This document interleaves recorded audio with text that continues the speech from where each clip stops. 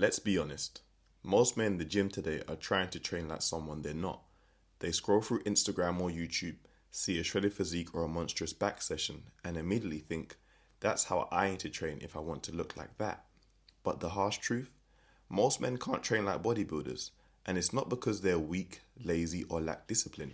It's because they live in a completely different reality. You have responsibilities, limited recovery, a job, maybe a family, and a body that hasn't been enhanced by drugs. Yet every day you'll see people copying routines designed for men living a life you don't. Eating, sleeping, and recovering as their full-time job. This video isn't about putting anyone down. It's about accepting the truth so you can finally start training smarter, progressing faster, and building a physique that fits your reality, not someone else's fantasy. So let's break this down piece by piece. This is the first and biggest truth most men refuse to accept. Performance-enhancing drugs change the game completely. They don't just increase muscle growth, they supercharge recovery. When someone's on gear, their body can repair muscle tissue faster, recover from a brutal session quicker, and handle far more training volume than a natural lifter ever could. A bodybuilder might train 6 days a week, hitting each muscle group twice, doing countless sets, drop sets, and supersets because their recovery capacity has been elevated to a superhuman level. But for you, the natural lifter, that approach doesn't build muscle, it breaks you down. You're playing an entirely different sport. Your body doesn't have the same tools, the same hormonal environment, or the same ability to bounce back after punishing workouts. This doesn't mean you can't build an incredible physique. You definitely can. But it means you have to respect your recovery just as much as your effort. Train hard, yes, but also train smart. If you can't recover from it, you can't grow from it. The Stoics said, nothing in excess, and that includes volume, frequency, and ego-driven intensity. Moderation is not weakness, it's wisdom. The top professional bodybuilders have a luxury that 99% of men don't. Time. Training is their career. Their job is to wake up, eat, train, rest, and repeat. For the average man, training is something you fit around life, not the other way around. You've got work, relationships, obligations, and 1,000 things demanding your energy. That means your training sessions can't drag on for 3 to 4 hours with endless accessory work. It needs to be short, focused, and intense. You have to get in, get after it, and get out. Instead of chasing volume, chase efficiency. Instead of copying a pro split, master your execution, how you move, how you contract, how you rest, and how you push within your limits. Mensah and Yates understood this better than anyone. Their training wasn't about spending more time in the gym. It was about making every rep count. In your case, that's not just ideal, it's necessary. If you only have 45 minutes, make it a war. Focus your energy like a laser, not a floodlight.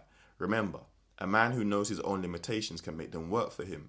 Discipline isn't about how long you can train, it's about how intentionally you can train.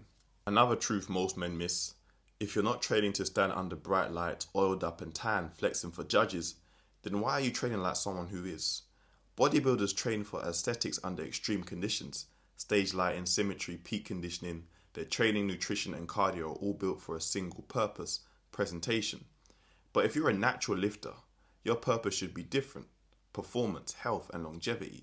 You want to look great, yes, but also move well, feel strong, stay athletic, and live a balanced life. Chasing a staged physique without the drugs, the genetics, and the lifestyle is like chasing a mirage. You'll always feel like you're failing or falling short when you're making incredible progress.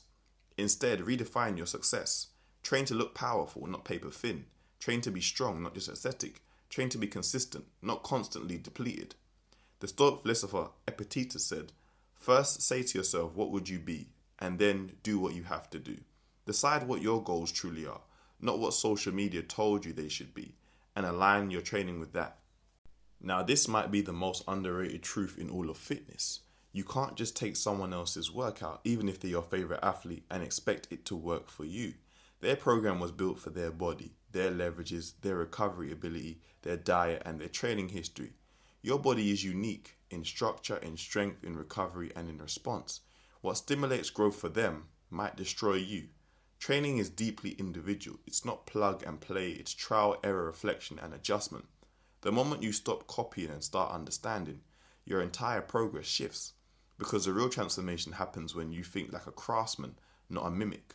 The Stoics taught us to observe ourselves daily, to test, to learn, to reflect. The same applies to training.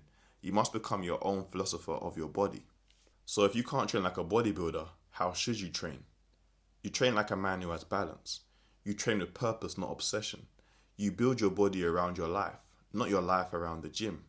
That means short, focused sessions built around compound lifts, progressive overload but not reckless fatigue, prioritizing sleep, nutrition and recovery as much as the lift itself, accepting that sustainability beats extremities. Your training should enhance your life, not drain it. It should make you more capable, confident and calm. Remember, strength isn't just about how much you can lift. It's about how much you can carry in life, in responsibility, in presence. Aesthetics fade, trends fade, but discipline, awareness and resilience stays. Most men can't train like bodybuilders and they shouldn't want to, because chasing someone else's blueprint will only rob you of your own progress. When you accept your limits, you gain clarity. When you train for yourself, you gain freedom. The real power isn't in copying the pro, it's becoming the master of your own system. The Stoics would say, do not wish for things to happen to you as you wish, but wish for them to happen as they do, and you will be content. Apply that to your training. Stop wishing for the recovery, the genetics, or the life of a pro. Work with what you have, and you'll build something far more impressive, a body forged by discipline and guided by wisdom.